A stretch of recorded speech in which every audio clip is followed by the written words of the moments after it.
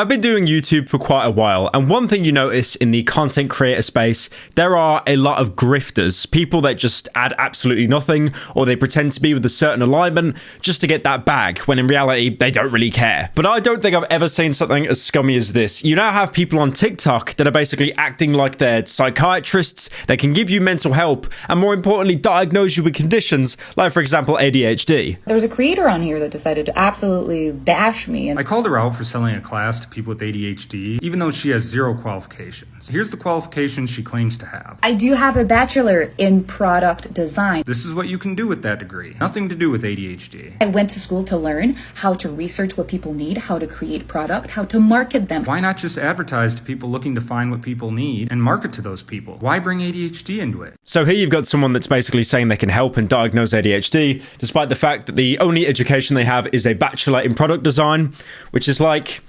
Here's them running parallel to each other because there is nothing related to the two whatsoever. I just like how TikTok has created this like group of people that genuinely think that they can just change the world despite having none of the qualifications to do so. So her content is aimed towards neurodivergent people, but in reality her business model is basically just to profit off people with mental disorders. So here's an example of her doing that classic tell me you have ADHD without telling me you have ADHD. Getting ready, for the workshop that I'm doing tonight about ADHD and business, and then I realized my hair wasn't doing the thing that I wanted it to do because it was too long.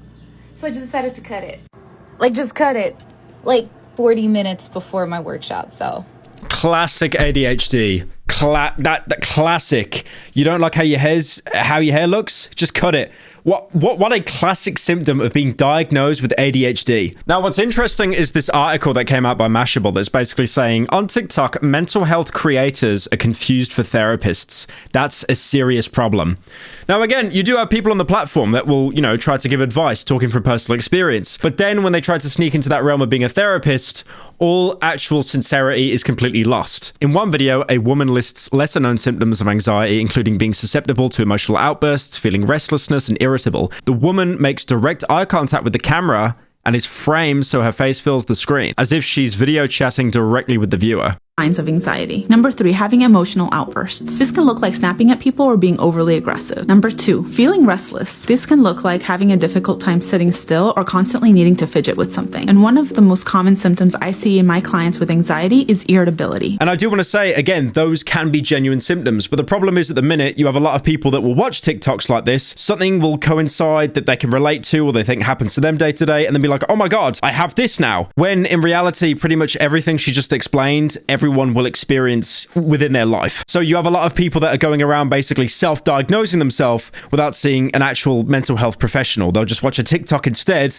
because it doesn't cost any money, it's completely free, and it's accessible because it's just on your phone. I'm sure at this point I'd probably throw in a BetterHelp sponsor, but unfortunately they didn't sponsor this video. Now here's a video as well of the creator that I talked about earlier that was offering that kind of business model regarding ADHD. This is her responding to the backlash. I gotta address something because it's been driving me absolutely crazy for the past couple of days. So there was a creator on. Why do they do that? Why do people do that? Can I, when people do these TikToks, why do they I'm doing this right now. Why do they zoom in the camera? It's like, there's something crazy and it's been bothering me the past couple of days. why do they do that? Can one of you in the comments say, is it quirky or something? I don't understand. That decided to absolutely bash me and says that I have no credential to do what I do and that I have inconsistent pricing and that I'm a scam artist. So let me answer to all this little. Okay, so she's admitting that the criticism is she has no credentials. That is the criticism here. Okay, she's acknowledged that. Not trying to beat around the bush. How is she going to absolutely debase all the haters? Minions that are coming in my comments. Listen. Minion.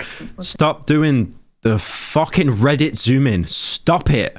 It's like every person sat in their car that's the ages of 20 to 30. They always do that shit. It's so annoying. Real quick. So y'all keep asking about my credentials. So here it is. I do have a bachelor in product design. What does that mean? That means that I went to school to learn how to research what people need, how to create product, how to market them, how to sell them, how to... Okay, that's nothing to do with ADHD, but continue. Put everything. everything. And that's what I'm doing. I'm doing consulting and coaching and creating products for people with ADHD. I spent the last year of my bachelor focusing with people with ADHD. But how can you create a product for people with ADHD if you yourself are not versed on how ADHD works? I don't understand. I do not understand. Like, if she's legitimately diagnosed with it, fair enough. But by being diagnosed with something, you can't then, like, treat other people with the same condition. It doesn't work like that. I've never said I'm a therapist, ever. Find one video, find me one proof. This is what I want to say. Okay, that's quite brave. She never said that she was a therapist. Okay. I respect that. I respect that. She never said she was a therapist. I kneel. Do your research. Don't take what somebody else says, oh, this creator. Do your own research. Where did I say I'm a therapist? Never. So have a nice day. That wasn't passive aggressive. So here's the actual website where you can buy the product. Master your ADHD, build your dream business, and become an industry leader. Private session with Lola, 60 minutes. Get all the personalized help you need in one 60-minute session. This is how you best use your hyper-focus magic. 60-minute private call, a personalized plan of action, a tailored guide to your ADHD management to-do list. Keep in mind she has no experience with ADHD apart from being diagnosed with it herself. A step-by-step plan for your business venture. Important, the session has to be booked within 1 month of purchase and take place within 3 months of purchase. 333 Canadian dollars, tax included. I do want to say this, okay? This is actually depressing because, okay, let's talk about getting actual therapy in the UK. I know that's not America. I know that's not Canada, but this is just like my experience. So therapy in the UK is fucking awful if you don't have money. You will be put on waiting lists with the NHS for basically years, especially after lockdown. And if you are lucky enough to be able to afford a session, they can go from anywhere to 40 quid to over £100. The ones over £100 being like people with actual PhDs, doctorates, stuff like that. Despite that, and despite that experience, she has none apart from product design. She's charging basically double what higher paid therapists charge in the UK just for a one-to-one session to help manage. And basically, the entire call would probably be like, oh, I suffer with this. Oh, okay. So I kind of do that as well. I cut my hair off a lot. So yeah, don't do that. Don't do that. So she actually made an interesting TikTok here I wanted to go over where she's basically saying the difference between her coaching and actual therapy from a licensed therapist. Welcome to the ADHD Minute, my new series where I teach you something about ADHD or ADHD coaching in 1 minute. The timer's already going, so let's go. So today I want to talk the difference between therapy, which is the short term of psychotherapy, versus coaching. So psychotherapy is the treatment of mental condition through verbal communication, which means that we're treating the symptoms in itself. We're trying to eradicate the symptoms or reduce them greatly through verbal communication. So I mean, I do want to say that's not entirely true. There are a lot of therapists that use CBT, cognitive behavioral therapy, but then they'll also use a subtype called ACT, which is to actually create like a mental toolbox to help people cope instead of actually trying to rewire their brain. So strike one, milady. a lot of the time, that's way of thinking. That's just kind of redesigning how you are addressing these things.